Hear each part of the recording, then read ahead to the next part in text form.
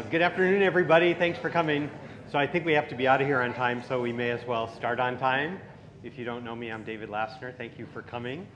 So when last I was in this room with many of you, I shared an update on where we were with thinking about campus reorganization. So let's just throw that away. Let me say that the feedback I got on this chart, there was not much positive other than people liking the idea of a provost, most people. And so I tried to parse the input that I received, and there was an awful lot of it that was about, and I will paraphrase, where you put me is not right. So in retrospect, that's not really surprising, and this was probably the wrong way to present. Oh, oh, you can't hear? So, okay. Okay, I don't have control of volume on this thing. So, but I have control of volume on this thing. Let me show you what we did instead. So the first thing is formed a structured core design team.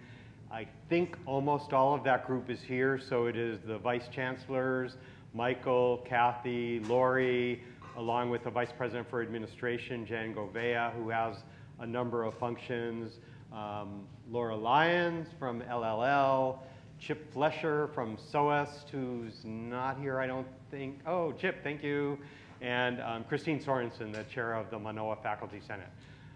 So very small. We spent, we took 4-hour kind of mini retreat sessions together to talk about what we'd be doing and how we'd approach it. We spent about 3 4-hour sessions together developing a first draft of what I'm going to show you. And then we spent a Saturday all day working through the 7 clusters I'll show you. And in each of those conversations, the design team was augmented with representation from ASUH, GSO, and then we invited in a handful of both experts and stakeholders for those areas to help talk with us about what we got right, what we got wrong, and what we missed. So that's the process that we went through. And so while I'm grateful to all the work everybody did, you know, I don't want to foist it off as anybody else. So I took most of the notes. So if I got stuff wrong, Christine kind of corrected me sometimes if I got them wrong. But in general, I did these slides. So yeah, blame me. So let me say a little bit about the principles that we used to put this thing together. And I won't read them all, but one set of principles had to do with what are we trying to accomplish? What had we noticed the current structure wasn't really helping us with? And so you can see here, this is around enrollment management, integration of education and research. I think we wanted to look at both student academic success and student growth and development. Fragmentation of the academic enterprise, and as a principle, this wasn't on it last time, but I heard you loud and clear, this should not be a reason to increase the number of bloated, overpaid administrators, I think was the input I got. So here are some principles for how we approached it. So one was an attempt very explicitly to not put in the names of the current organizational boxes that everyone associates themselves with. So the idea is, what are the core functions that we're trying to accomplish? And I'll show you both the clusters and then the taglines that we put together to really focus our conversations around what are we trying to do in each of these clusters. A second one is, as we would debate back and forth where to put things, there is the recognition that wherever you draw a line, you are saying, what is a function part of, but you were also saying, what is it not a part of? And realistically, people have to work across boundaries. We have to be better at it. This version does not use dual reporting lines and dotted lines and things like that. In fact, I'm not even going to put lines up there because that puts people off. So for today, don't think about hierarchies, think about function. But we did recognize that putting anything in a cluster is a decision about where we didn't put it. In talking about students, we came to the conclusion that many of the things that support students, the functions that we provide and support we provide for undergraduates and for graduate students is the same, and that we can bring these things closer together while also recognizing some of the unique aspects, particularly of graduate student support. So you'll see that reflected here a bit.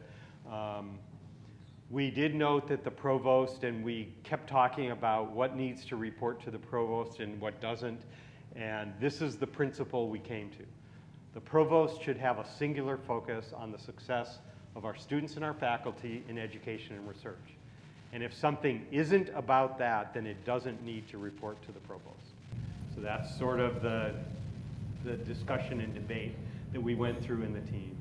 We also talked a lot about Hawaiian place of learning. I will disclose in this room that I don't really like that phrase to capture what I think we're trying to do. And when I started quietly asking people that, it turns out not many people still like that phrase, that there's a sense that it was really useful early on, about 3 strategic plans ago. So I don't know what a replacement phrase will be, and I don't know how we'll get it yet, but early alert that we may not keep using that phrase as we move forward. And I've asked Kuali'i Council, et cetera, and others about that.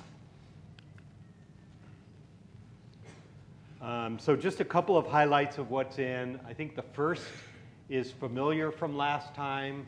This is the notion of a provost with all of the academic deans and directors who report to 3 different places, coming together in one reporting line with unified authority over the entire academic budget, with a focus on reintegration of integration of education and research, particularly undergraduates, engaging undergraduates more in research and scholarship to create a distinctive experience for students who have chosen to come to Hawaii's only research university. What is new here, I think, it won't be a big surprise to those of you who have been following the Faculty Senate or the board. The design team came to the conclusion that a recombination of the chancellor position and the president position would be desirable. So I'll just put that out there. The Committee on Administration and Budget of the Faculty Senate passed a resolution in support, in fact, unanimously. The Faculty Senate passed a resolution viewing the idea with interest. The Board of Regents passed a resolution viewing it with interest. And what that really came to is people want to see how that decision fits in with the rest of what we're doing on campus and with the system.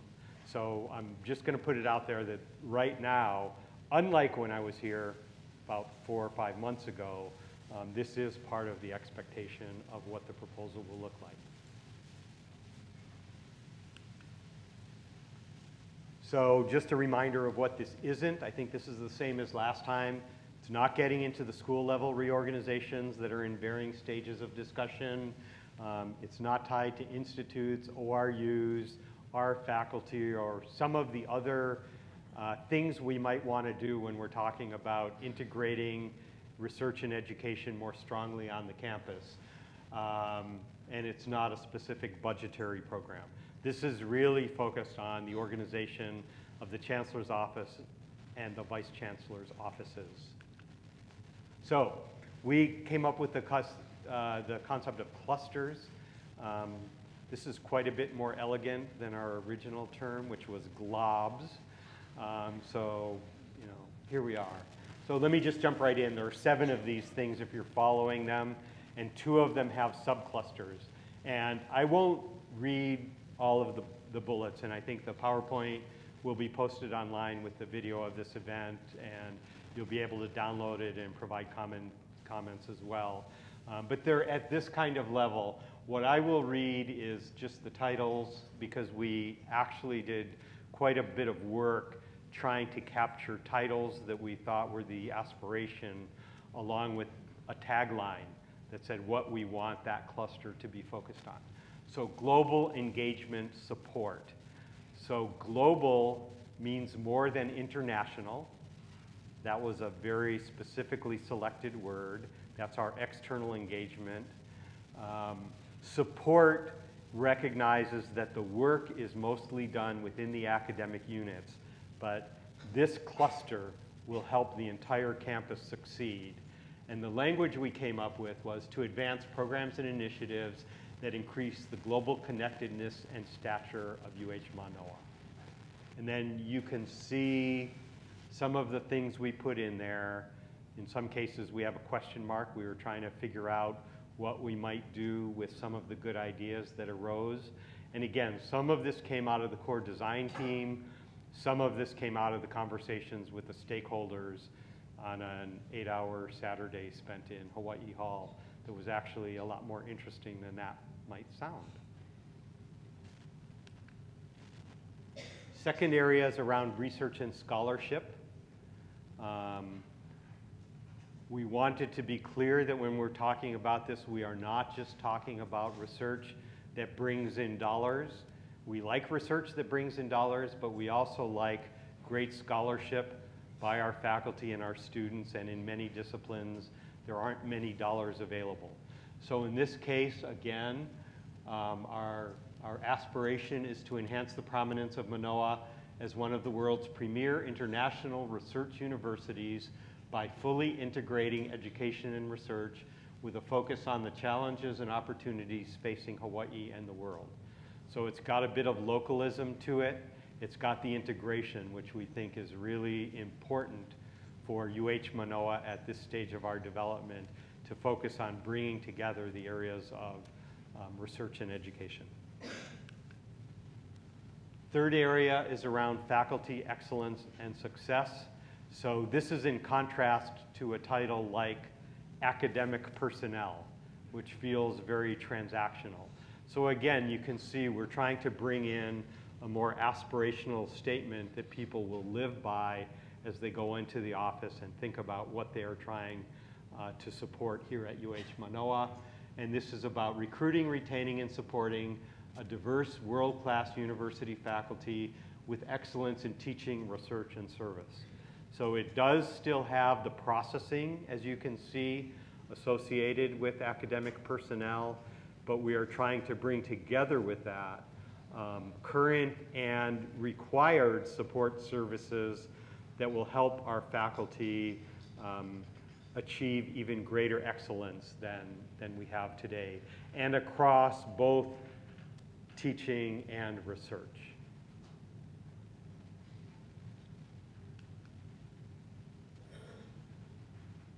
The fourth one, enrollment management, and you can see we put in there undergraduate and graduate.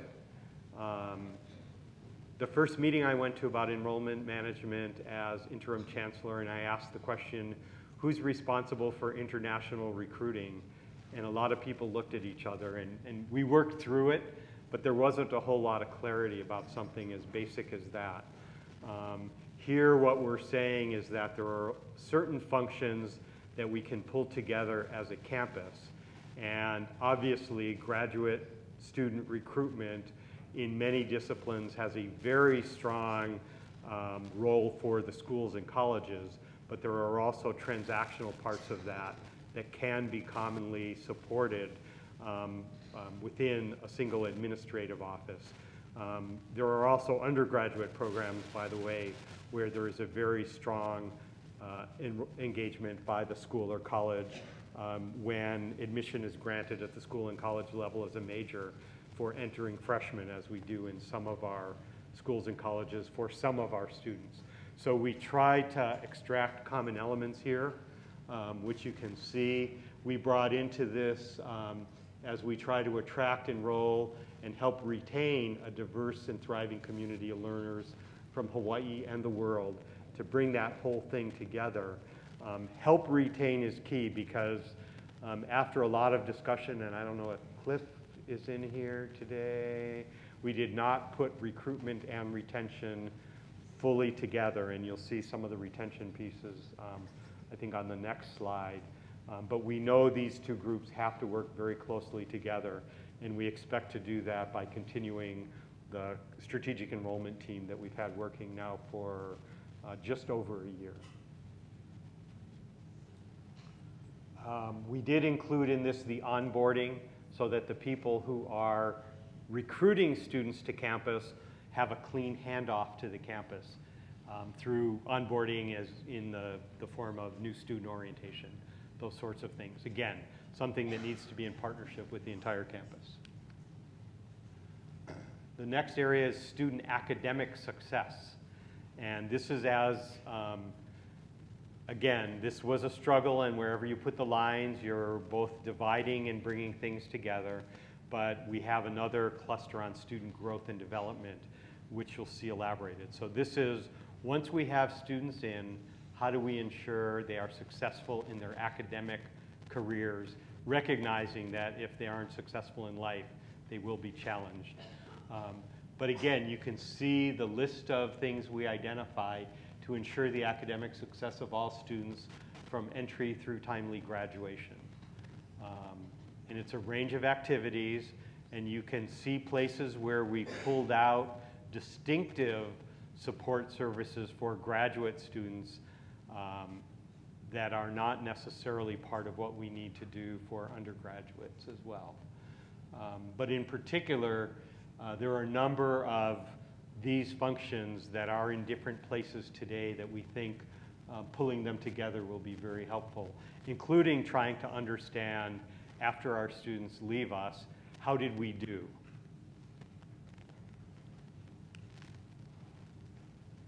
This one we identified a subcluster. We have two of these that we had identified.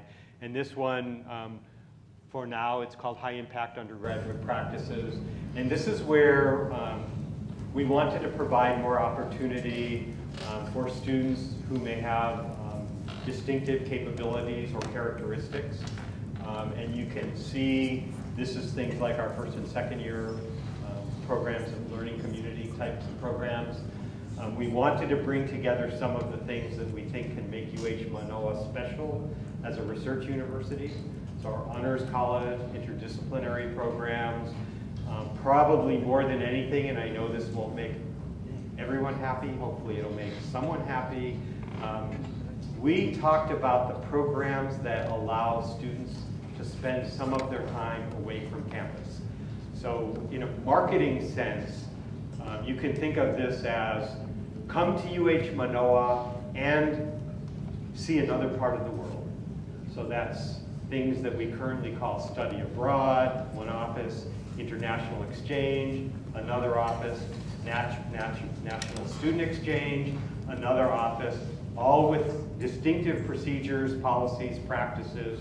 What we want our students, both our local students, who if they come here, we really want to provide them the opportunity to spend time away from Hawaii, but also we have students from the mainland who come here for the opportunity to engage in and about the Asia Pacific region.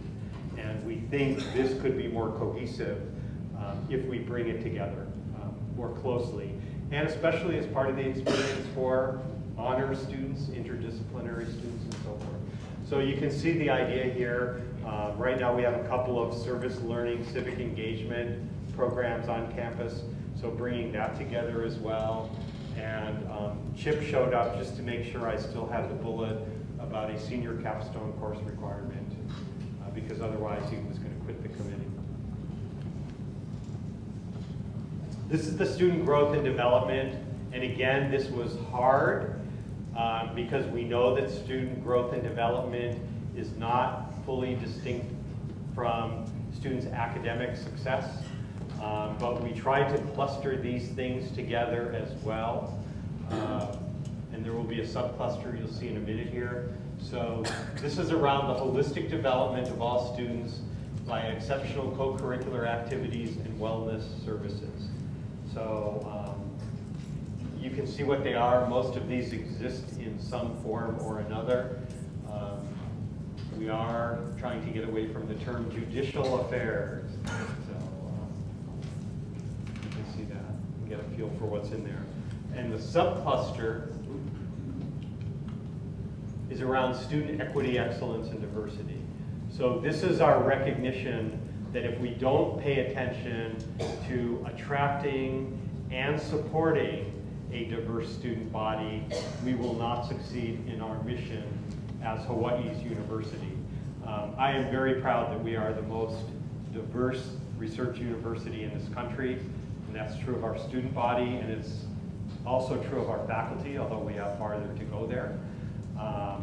But this is the cluster that will help us focus on those programs that really will help us succeed. And you can see this also includes reaching into, and this will have to be in partnership with our enrollment management programs that help us reach into high schools and even lower to help attract students and their families who would not necessarily think of coming to college, to think about college and think about UH Mānoa and provide the bridge programs and support that will help bring them in and help them achieve success. This area, academic program innovation and excellence. So a lot of this is around the processing of academic programs, and you can see transactional activities in there, like gen ed, like accreditation, like assessment, but note the tagline that we have here. Ensure a portfolio of high quality, inspiring, and responsive undergraduate and graduate programs that prepare students for lifetime success. And I will say that there was a sense in our conversations, including when we pulled in stakeholders and experts, that as a campus, we probably need to do more to develop programs that will be impactful in the community and for our students, rather than simply be responsive to program proposals that arise from specific groups of faculty. So why is it we don't have online programs in the arts and sciences today? Nobody decided to create one. And so what are the things we also want to do as a campus, and then figure out how to develop them more successfully? The great example, if anyone's here from social sciences, Denise told me this 2 years ago, that when they surveyed their incoming freshmen and asked them, what do you want to study? Number one was sustainability. We don't have a department that does that. Number two was criminology. We don't have, we have, I don't know if Vita's here, we have like one of the most distinguished criminologists in the country on our faculty, but we don't have a criminology program. So how do we think about the ways in which we address the needs of the community, the interests of our students? And frankly, this is part of how we will attract students. I am acutely aware that we have still faced declining enrollment now for a number of years.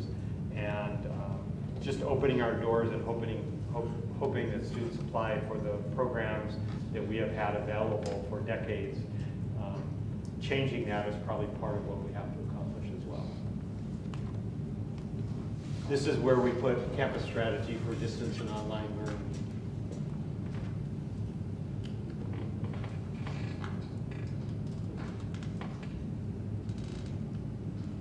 Oh, that's the same thing. One of them had capitals across the top, though. Did you notice? You can pull that one out when we post. So these are the things that I'm not going to talk much about today. I'll break and then take questions, comments pretty quickly now. These are the things then that we identify that were not part of providing the provost with that singular focus. So you can see a set of activities that at this point, some of which are still under development.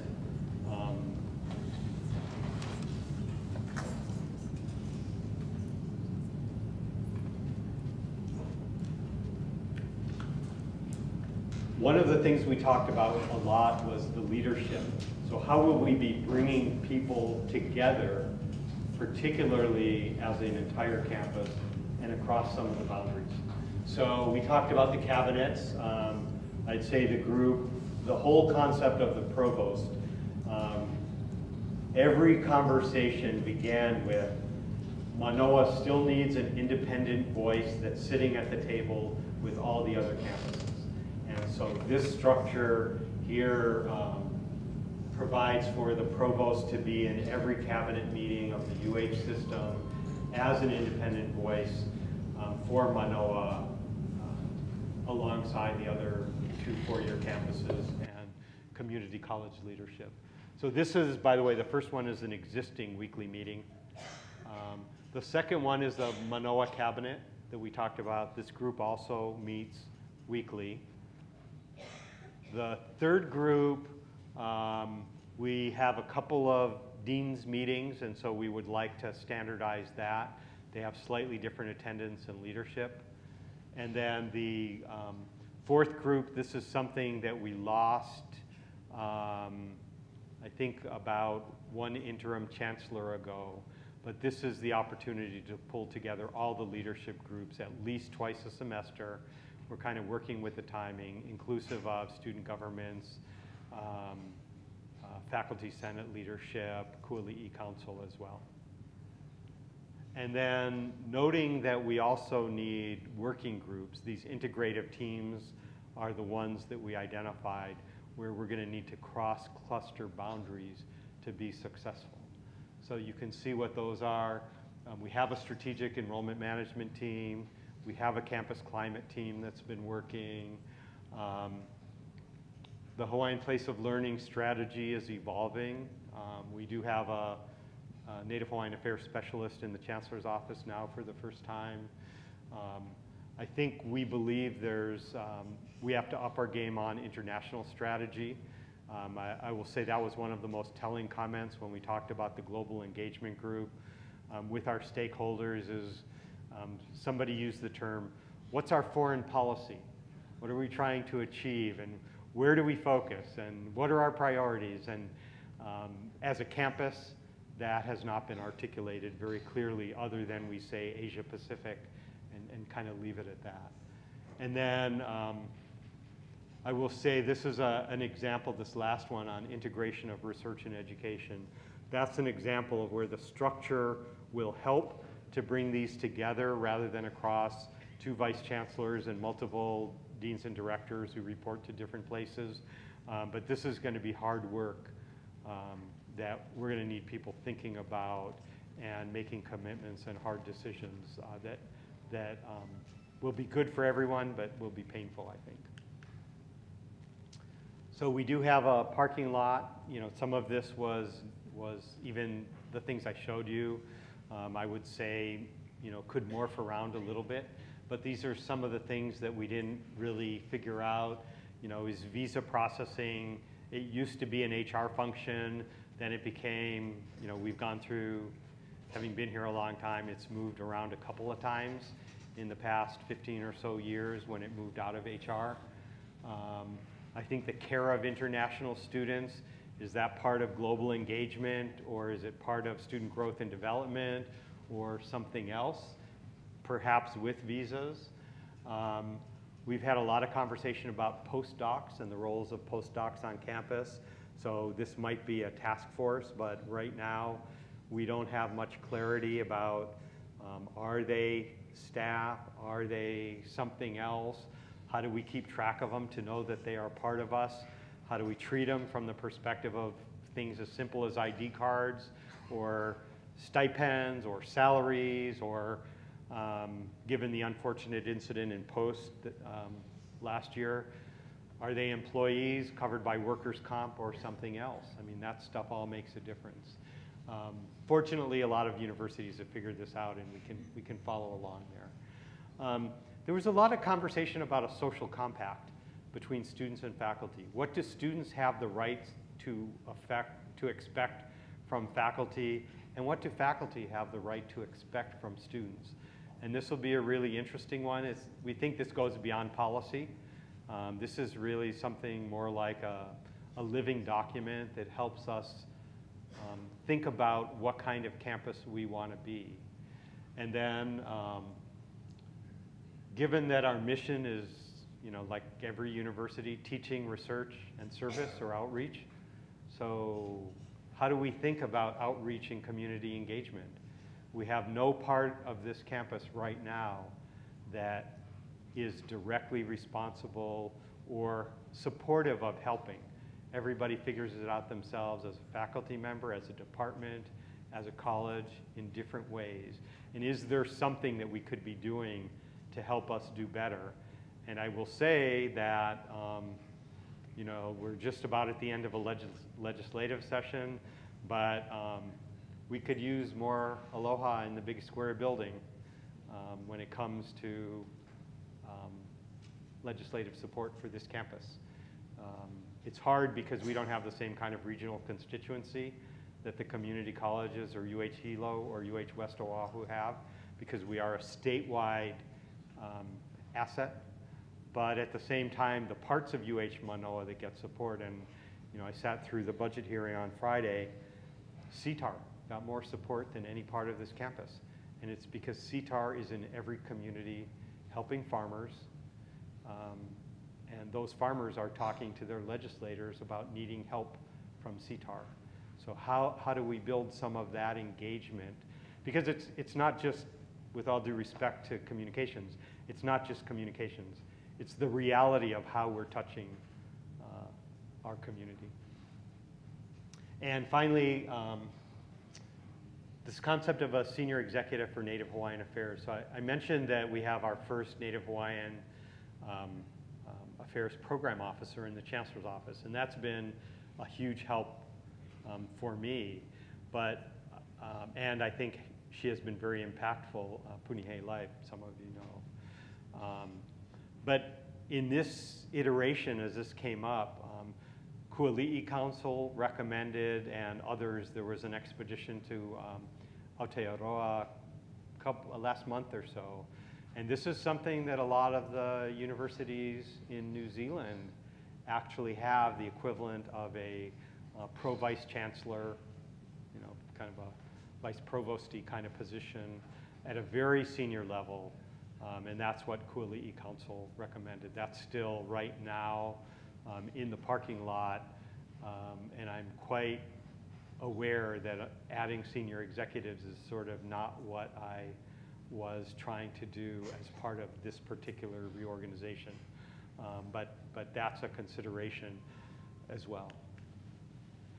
So here's where we are. We need to deal with these parking lot items. I'm here today to listen both to reactions today. I realize this was a lot to absorb, but also on an ongoing basis. I'm sure some of you will have initial reactions, and I will just say that everything right now is about having the best possible campus conversations to understand ideas, pros, cons. Every one of these changes, there's something good about it and something that will be challenging about it. Ultimately, though, we will go through the formal process that involves, going through faculty senate committees, asking the student body, asking the unions, et cetera, before anything moves forward. So I will close with my favorite quote from Christine, and ready for questions, comments, anything else. And if you have something, if you raise, we're both webcasting and then we're recording this for posterity. So we'll try and get a mic to you. Stunned to silence.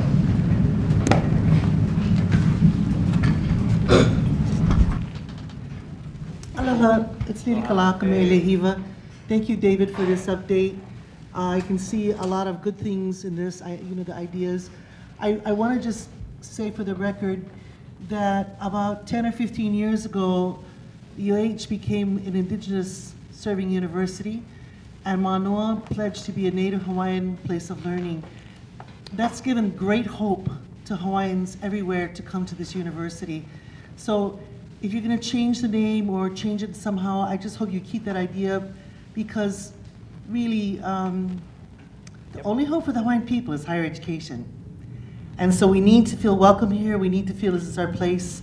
And it is the University of Hawaii after all. So I just want to point that out. I know that you support us, and I know that you always thinking about how you can help. I was a little bit worried when you said, well, that wasn't really working for us. So if you could discuss with us maybe what would be a better title. But I think the idea of Hawaiians knowing that they're welcome here is really, really important to our people. Thank you. Completely agree. And I'll just say a little more about it, which is, I think, infusing Hawaiian values into more of what we do as well. Hawaiian place of learning for me feels very place, and I think it's more. But yes, I'll see you at 4 o'clock with Kuali'i Council, and let's see where we go with it.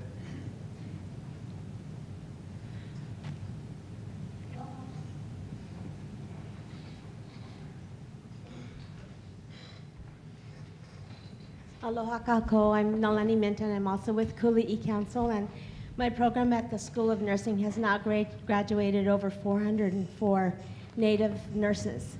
And we see these kinds of progressions really helping not only in our community, but within a context that I just wanted to explain in support of what Lily Kala said. And that is that for the first time, our populations are beginning to double.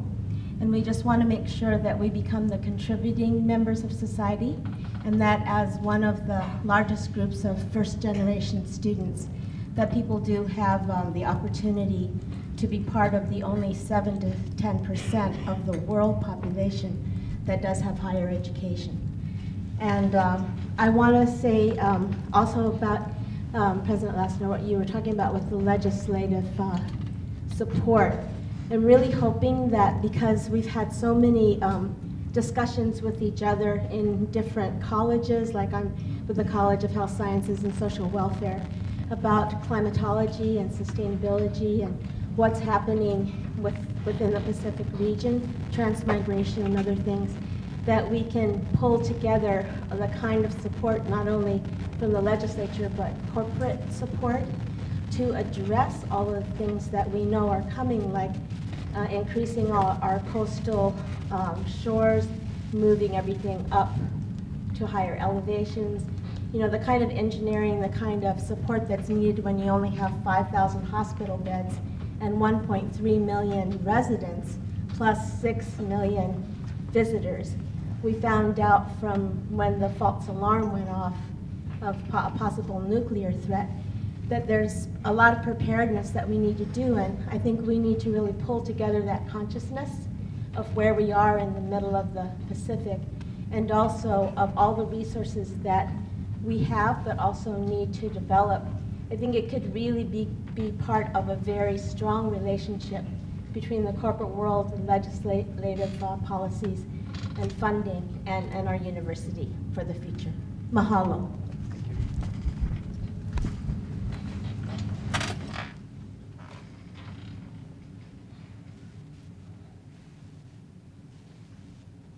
So, better than last time?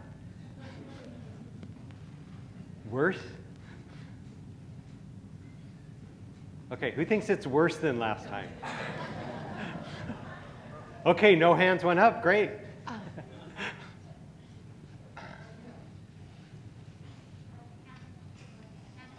Yeah. Hello? Okay. So one thing that concerns me is that oftentimes these meetings are scheduled during times when students have classes. So I'm just wondering if you have an approach for future ongoing conversation, how to make the student voice better heard and make these meetings more inclusive. Like I'm thinking specifically my the undergrad employee in my office is sitting there right now and could not make it because of other obligations. So.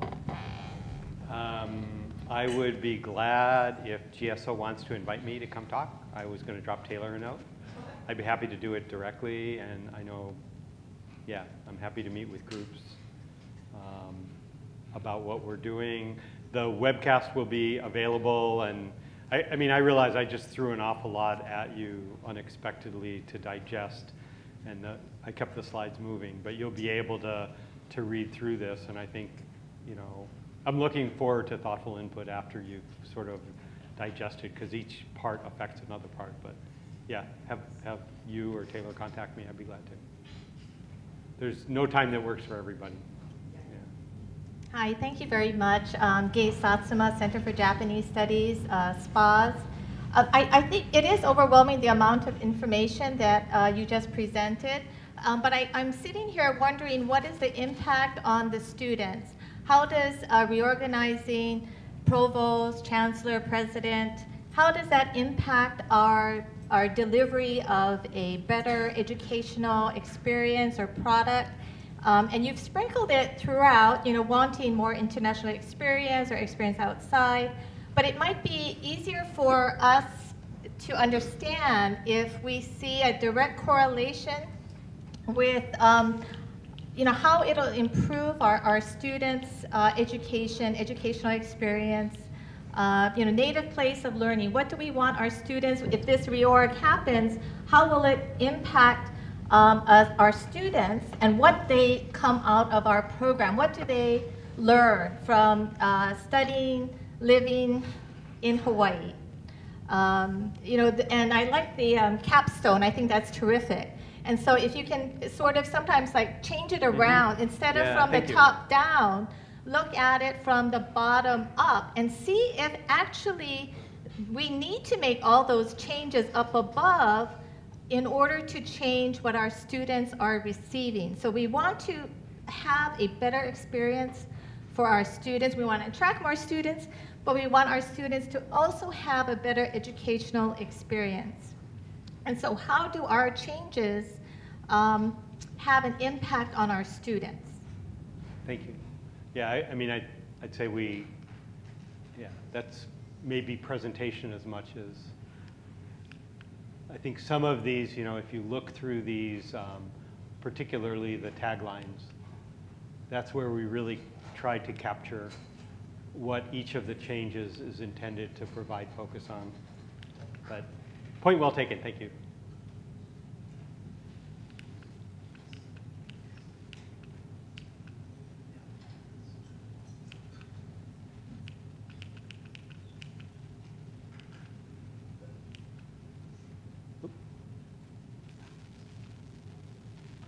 Don't we want to all look at Christine's quote indefinitely?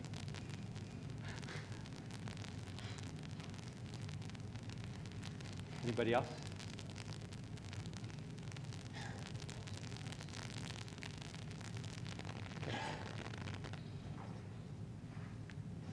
Hi, David. Hey. This seems to me, I was waiting for the boxes actually, I know. frankly. And so People like those.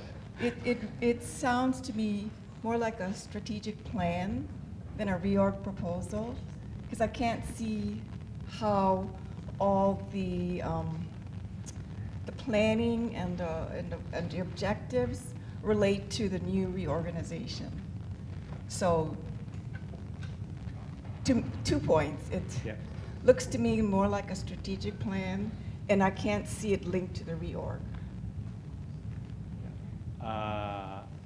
So yes, it is not the reorg. I've been advised by many people that jumping to the boxes before the full-on discussion can be off-putting. So that was an intentional decision, but I will also say the design team looked at some other models where organizations are not portrayed hierarchically. And just the visual depiction of hierarchy sets a tone that we really didn't want to get to, because some of the feedback I got last time was along the lines of, what I do is so important, it has to report directly to the Chancellor. And that's not the conversation that we wanted to have right away as to what level does something report, but rather how are we assembling things to maximize success. That said, according to policy and applicable procedures, we have to have that other thing also, and that has to go through a fulsome consultation process, as everyone who's been through one knows. So that will happen before there's, before a reorg takes place.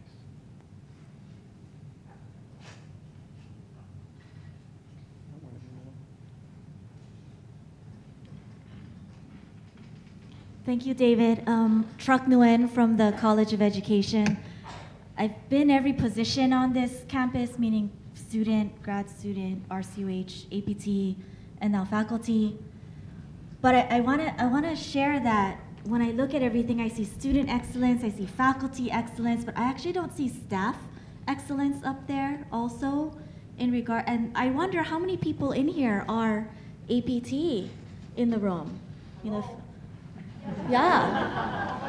So for a very long time, I'm lucky I'm in a research unit that actually supports the development of many of our staff members, whether they want to pursue their degrees or they want just additional learning. And I would advocate for that in this particular reorg, which I actually agree with Judith, if that was Judith I heard earlier. I didn't really quite see a reorg, it's more of a strategic plan also, but within that plan, staff excellence also. Thank you. That's great. Thank you. Now I'm a little embarrassed as a former APT.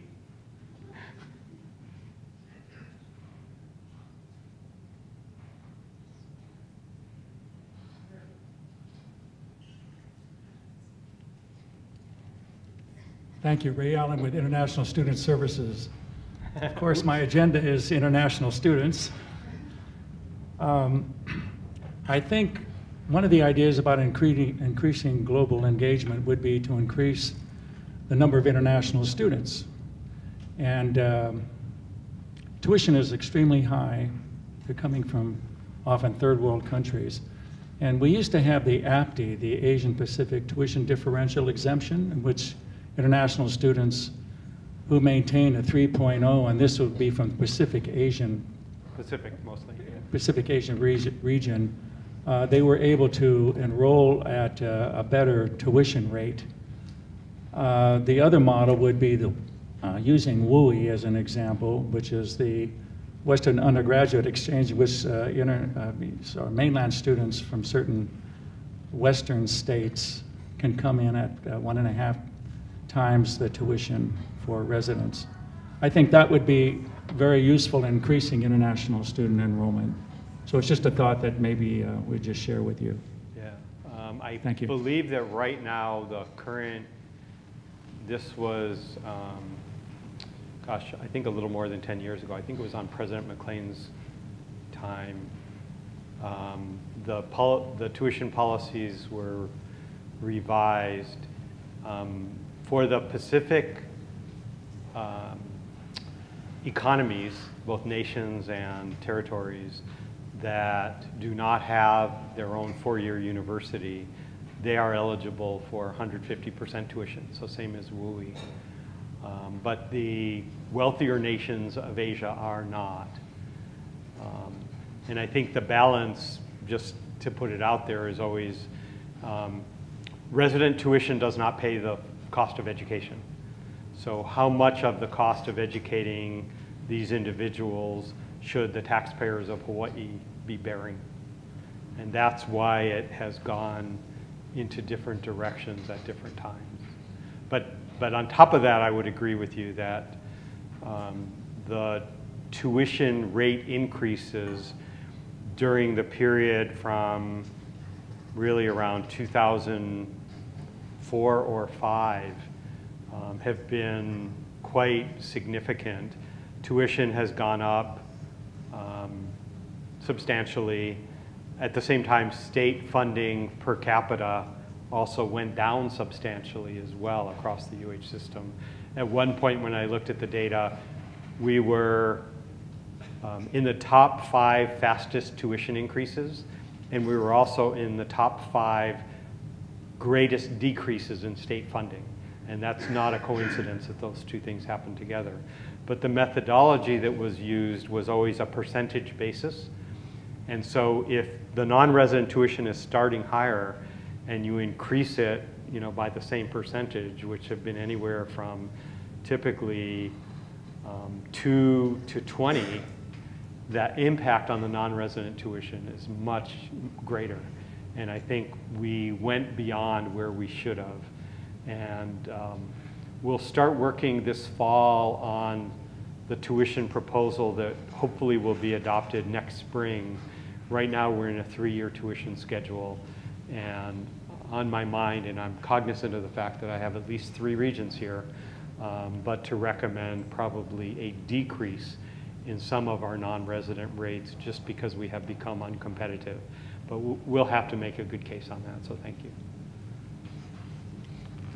Thanks, David. Paul McKimmey, College of Education. I just wanted to say thank you for having a line item on there, calling attention to the need for strategy discussion for online education. I think that's something as a campus, that's an opportunity that hasn't been fully realized or even discussed. Thank you. So thank you. Yeah. Cameron. Hi. You got 2? Wow. Wow. Hi, Cameron Miyamoto, Director of the LGBTQ Center, Chair of the Faculty Senate Committee on Student Affairs. I was interested in hearing a little bit more about the Developing Campus Climate Cluster underneath your office, and specifically around LGBTQ programs and the Women's Center being moved out of SEED. Yeah. I'll go back to that one. Oop, I'll go back to that one. So definitely not all the way there, but let me share with you some of the thinking. So right now, as Interim Chancellor, there's a Title IX office that has a director that reports to me. There's a it's the Office of Civil Rights that has a director that reports to me. There's an Office of Gender Equity that has a director that reports to me. There's the Women's Center that's part of SEED, I think, right? Yes. There's an LGBTQ office, which is you, that is separate. There is no ombudsperson at all. And there is, other than this committee that we've just started, each of these programs and offices has sole responsibility if it's going to advance equity in the sense of education and training. It figures out its own programs and moves them forward based on what it thinks is necessary. So the idea conceptually is that how do we educate, train, and support all members of the campus community, students, faculty, staff, so that they understand what it means to be part of a respectful, inclusive, diverse university. And then when something goes wrong, how do we deal with it? So right now, it was commented to me by someone who came from another place that this is about the most litigious institution they had seen. And they didn't mean that just in terms of lawsuits. They meant in terms of number of grievances. So how do we head off grievances that then go into a formal process as much as possible with the education and training, but then also with an ombuds type conflict resolution before we go in to these areas. So providing clarity around who do you go to first, who's a confidential advisor for what kinds of challenges and problems, and then when you go into the formal process, that has to be crisp, clear, and I will just say professional. And I don't know how many people in this room have ever been asked to be either a fact finder or a decision maker, but in my humble opinion, asking deans or staff to be fact finders is a recipe for inconsistent behavior, as opposed to having professionals who understand how to run a tight investigation, provide information to a decision maker so that they can make the soundest possible judgment to provide clarity and consistency across the campus. One of the things that struck me, we did the campus climate survey across all 10 campuses, and it was very interesting to me. This was on gender. This was Title IX primarily. People were happy with the help they got once they found themselves at the right office, but students didn't know where to go. In spite of all, well, perhaps because all of these offices, it's like, how do you know where to go? And so figuring out how to make these things more effective and collaborative to improve the climate and our responsiveness across all of these matters, that's the goal of that cluster. Okay. Thank you. I was wondering if the goal also includes a student affairs perspective in terms of advising and program development and educational events for the students, because I'm concerned about how administrative change that focuses on compliance might negatively impact accidentally. So I want to be clear that this isn't just compliance, but having the compliance programs informed by. So I mean, I'll look forward to your input, but I would also say that a lot of the issues we have also involve our faculty and also involve our administrators. So educating them is also important, not just our students. Okay. But you're right, that's a very conscious statement here, is that these programs and services are about all of us. They are not just student services in this conception. So it doesn't mean these people don't work with students. It means they also work with everyone. Okay. As you do, frankly. Yeah, continue to work with everyone. As you do, yes. Staff, faculty, students, there you administrators. Go. Yes, all of whom need help. But a lot of the lawsuits come from students if they're not happy with... Not exclusively. Yes, not exclusively. I know that as well. Yeah, so, and this speaks very directly to my point. Wherever you put something is a decision about where you aren't putting it as well. Okay. Yeah, thank you. Well, thanks for keeping us on the map. Yeah.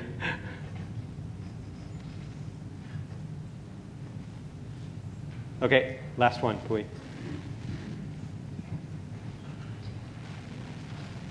Oh, okay, two. Sorry. Thanks. Hi, I'm Isis Bataluna, and I'm the Director of Faculty and Scholar Immigration Services. And we're right on the top of your parking lot. Yes. And so what I wanted to do is, if any of your campus retreat, the committee have questions on visa processing, compliance is exactly what our office does, would be more than happy to explain what we do, so that maybe that could help put, send me secret email about what you think. Yeah. That would be great. Thank you, Isis. Yeah. I think we just sent you one today.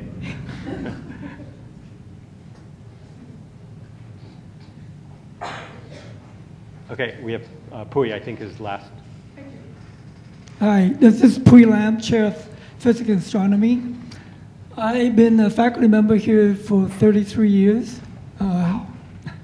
So everything that you put down, the student engagement, research, I think those topics we've seen a lot. Well, I've seen a lot, and we pretty much agree on that. And then at the end, to implement these, they have to go down to the unit and the department level. If I could offer an advice, right now, approval process often for little things go all the way up to the top. That's not efficient. I believe that if you really want to change how we do business, I mean, you can shuffle the chair between Provost, Chancellor, but the bottom line is that if you give the unit, the dean and the chair more authority, both financially and policy-wise, it may help in the long run. Thank you very much. Yeah, and please send me, if you have specific suggestions, I'll welcome them. So thank you all for coming today. I think we'll be posted this afternoon with the slides tomorrow morning, and David at Hawaiʻi.edu. Thank you.